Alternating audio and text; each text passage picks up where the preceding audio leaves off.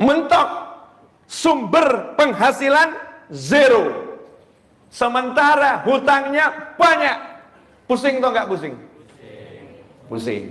Ini wajar nih manusia pusing, karena pola berpikirnya memang salah. Pola berpikirnya salah, jadinya pusing. Kata mentok itu nggak ada. Untuk mukmin itu nggak ada judul mentok, nggak ada. Jalan buntu nggak ada. Mentok itu hanya satu, akhirat. Itu mentok. Setelah sampai akhirat, akhir nggak ada lagi ya. Setelah surga ya nggak ada, ya surga selama-lamanya di sana, mentok, habis. Tapi kalau hutang, masalah, nggak ada judulnya, udah mentok, nggak ada. Yang ada pikiranmu buntu. Betul.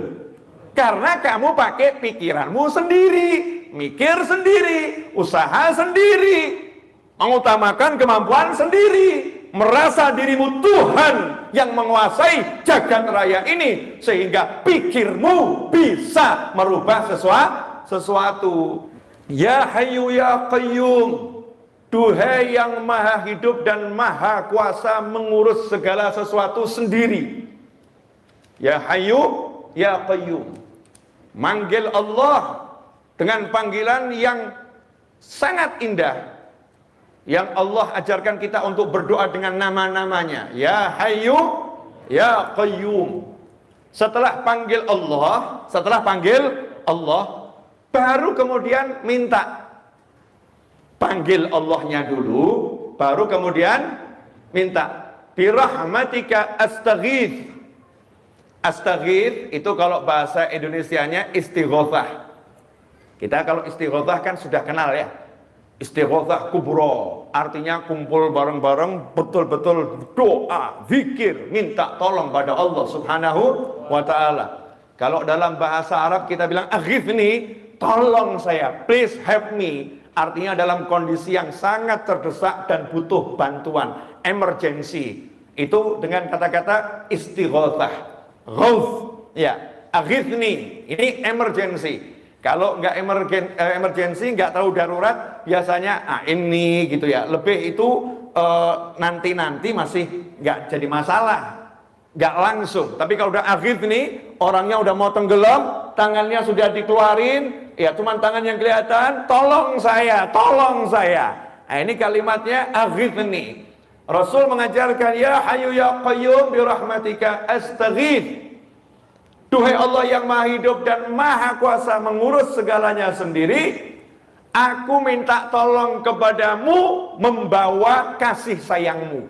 Jadi demi kasih sayangmu ya Allah, demi engkau maha pengasih, engkau maha penyayang, engkau rahmatmu mendahului amarahmu, rahmatmu meredam amarahmu. Demi semua itu ya Allah, tolong saya. Jangan lihat diri saya banyak dosa, jangan lihat diri saya nggak layak. Memang saya nggak layak, saya banyak dosa, memang saya banyak dosa.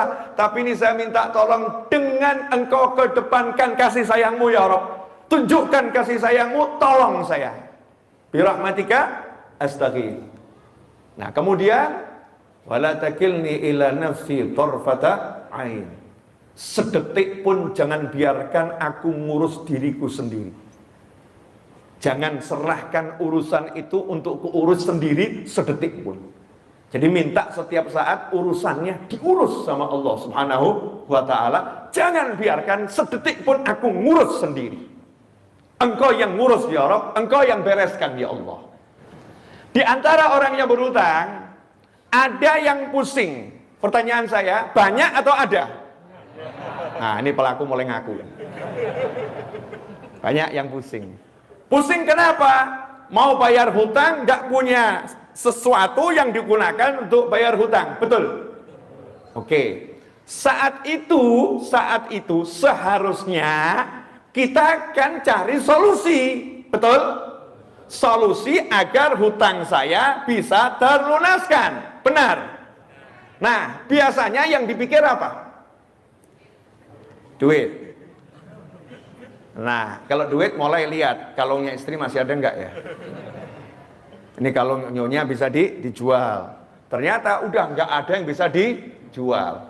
Mulai lihat temennya, siapa yang bisa dihutangin? Ternyata masih punya hutang sama semua temennya, belum ada yang dibayar. Mentok, sumber penghasilan zero, sementara hutangnya banyak. Pusing atau enggak pusing? Pusing. Ini wajar nih manusia pusing, karena pola berpikirnya memang salah. Pola berpikirnya salah, jadinya pusing. Kata mentok itu nggak ada. Untuk mukmin itu nggak ada judul mentok, nggak ada. Jalan buntu nggak ada. Mentok itu hanya satu, akhirat. Itu mentok.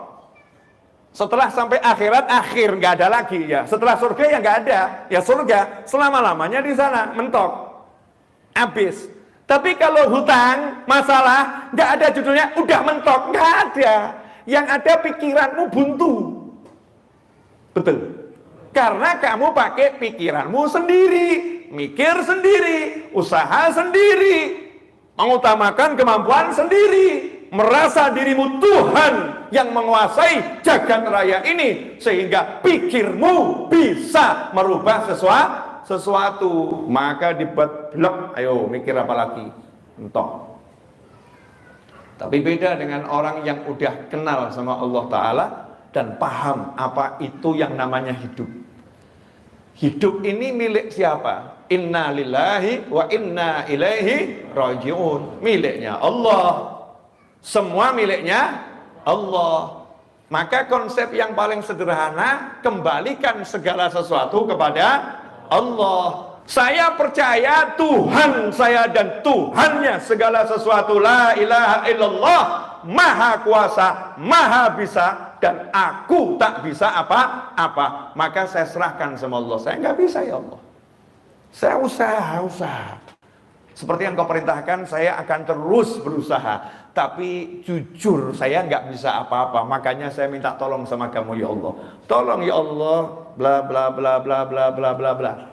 Sekarang saya mau nanya, semua yang di jagat raya itu dalam genggaman siapa? Allah. Genggamannya Allah Ta'ala. Dan Allahnya udah bilang, ud'uni astajib lakum. Panggil aku akan jawab panggilanmu. Makanya doa tadi pertama kali, ya hayyu ya qayyum. Kalau kita berdoa, Allahumma rabbi inni ya Rabb, Rabbana, manggil Allahnya dulu. Allah. Nggak ada doa ujuk-ujuk. A'inni ala dzikrika wa syukrika wa husni ibadatik. Depannya pasti Allahumma. A'inni ala dzikrika wa syukrika wa husni ibadatik. Allahumma ya Rabb ya Rabbana. Semua itu bentuk manggil Allah Ta'ala. Maka nomor satu, panggillah Allah dengan yakin. Gak ada yang bisa selesaikan urusanmu kecuali Dia. PD, Allahumma. Begitu kita bilang Allahumma, langsung jawabannya, labbaik abdi. Kenapa? What happened? Apa yang terjadi? Apa yang kamu butuhkan? Apa yang kamu inginkan? Kamu butuh apa? Kita jawab bla bla bla bla bla bla bla. Allah bilang astajib lakum. Jangan khawatir. Semua permintaanmu, permohonanmu aku jawab. Aku jawab. Nah, sementara kita ngakunya percaya sama Allah, nanya melulu, kabul enggak ya? Kok belum ada tanda-tanda pengabulan ya? Terwujud enggak ya? Jalannya hidup dengan mikirin kabul enggak, kabul enggak, kabul enggak, kabul enggak. Karena enggak percaya, ya Allah tolak urusan dulu. Kamu enggak percaya sama aku, kamu enggak trust sama aku. Ikhwani rahimakumullah. Lah itulah fungsinya divisi setan. Begitu kita doa, setan yang bisikin, emang doamu bisa nolong kamu? Emang doamu bisa nolong kamu? Nggak bisa. Kamu harus berusaha. Nggak berusaha ya nggak bisa tertolong. Setan sebelah kiri bisikin, usahamu udah mentok, nggak ada jalan keluar. Mau usaha apa lagi? Jadi ya doamu ya percuma. Nggak akan menghasilkan apa-apa, ngomong nggak ada usaha yang bisa kamu lakukan kok. Kamu udah mentok, blung, akhirnya diem, merenung, mata mendelik. Diajak ngomong diem, stres. Tapi lain kalau orang yang udah percaya sama Allah, dia bilang sama setannya, Udah cari pasien yang lain, jangan saya.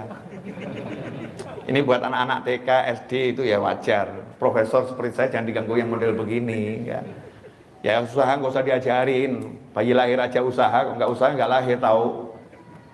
Bayi lahir aja usaha, nggak lahir. Aku masih kecil aja udah tengkurap, modalku cuman ibuku datang. Tengkurap ini nggak telentang tengkurap. Ini kalau nggak ditolong aku mati. Nah, modalku cuman langsung ibuku datang ditolong. Masa sekarang aku nggak manggil Allah nggak ditolong? Emang kamu siapa? Kurang ajar. Minggir kamu, setan kurang ajar. Kalau setannya manusia jangan dibegituin. Setan minggir kamu, jangan. Wah, nanti jadi masalah itu, nanti jadi masalah itu. Cukup di hati, di pikiran. Yakin sama Allah Subhanahu wa ta'ala, kan enak tinggal ngomong. Ud'uni astajib lakum.